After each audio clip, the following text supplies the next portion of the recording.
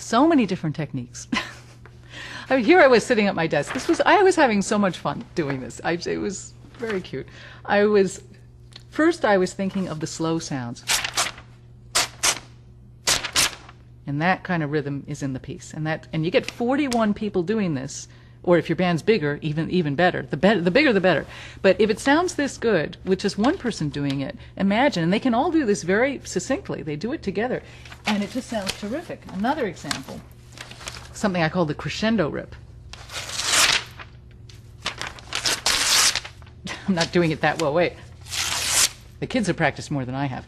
But anyway, in one part of the piece, I have one half of the band jump, and then the other one's answering, call and response, jump, jump, jump, jump, jump, jump, jump, and it's fun. And then let's see, another technique that I really liked that I came up with that starts the piece off. They start with a pre-crumpled ball, so it's prepared. It's a piece for prepared paper. So they've got in their laps a crumpled ball of paper, and the track starts. And they start down here where no one can see. And gradually, they're raising the crumpled ball above their head. And it creates a natural crescendo, and it also creates this lovely visual. And with 41 of them, it's a really nice effect. It sounds sort of like rain. It's just a very pretty effect.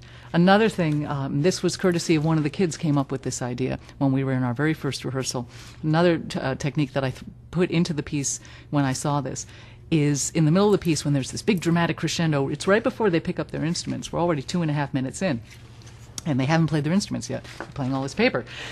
They suddenly, without warning, as far as the audience is concerned, all of them on a downbeat, dive down and start rubbing the crumpled ball on the floor. First of all, the sound is cool, but more importantly, that's a moment where the visual is amazing. And when I first saw this from the podium in the rehearsal room, I almost fell off the podium laughing, because suddenly everybody disappears. You don't see anything. You don't see their head or their body or anything. They're all just down here, and then they're down there for a few beats, and then they all pop up at the same time on a downbeat as well. So it's this really very dramatic, wonderful visual that just cracked me up. At least I'm just amusing myself, I guess, but I think they like it too. And I wrote in extra time in the piece when I went back to incorporate this, because I was so excited about it that this kid had come up with this. I definitely took the time to put in extra time afterwards so that the blood could rush back from their heads and they could center themselves and find their place in the music and pick up their instrument and start playing, because it just happened to be at that point in the piece. So I had, you have to take these things into consideration. You do this when you're writing for instruments anyway. It's a physical thing. People are using their bodies. You can't ignore that. Not only do they have to breathe, but they have to be able to read the music, they have to be able to hold things and move a certain way. There are all these physical things, and this was no different. So there was one other technique that one of the kids came up with, because I really wanted to involve them. I didn't just want to say, here are my sounds. The first rehearsal that I had with them, I stood there and I showed them what I had come up with, and then I asked them, please show me. They were already playing with the paper in front of them. They thought this was kind of cool. A little bizarre, but cool. So I said, show me. Let's see who can come up with other sounds that I wasn't clever enough to think of. And one of the other sounds was this, the snap. That's a good sound. You get, again, it's a very tight percussive sound. You get 40 people doing that. That's really loud. And that cuts through. And I was very impressed with that. It was a pretty obvious one when you think of it. Why didn't I think of that? But, it was great. So I put that into the piece right away. I basically used that. I didn't have to write anything new for that. I just substituted one of the things that I had for this, because it was a much more powerful sound. So, and then, of course, there's tapping. They do the...